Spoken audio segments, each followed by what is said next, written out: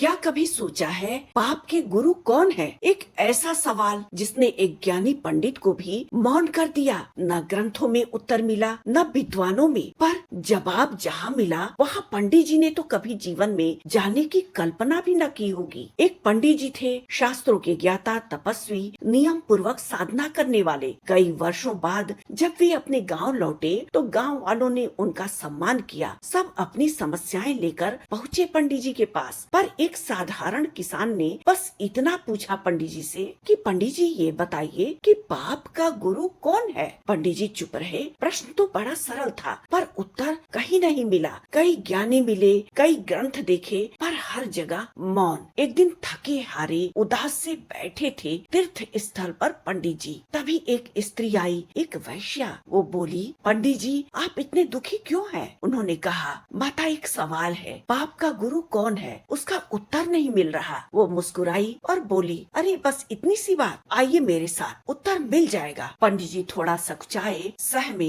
लेकिन उन्हें भी इस प्रश्न का जवाब तो चाहिए था। पंडित जी चकित हुए कि एक वैश्या से जवाब मिलेगा। फिर उन्होंने मन ही मन सोचा, शायद ईश्वर की लीला हो, यही मार्ग हो इस प्रश्न का जवाब समझाने का। वैश्या के साथ कुछ शर्तों पर चल पड़े पंडित जी। वैश्या उन्हें आदर के साथ ले गई और उन्हें एक कुटिया दी। पंडित जी नियम पूर्वक साधना करते, स्वयं का भोजन बनाते और अपने तपस्या में लीन रहते।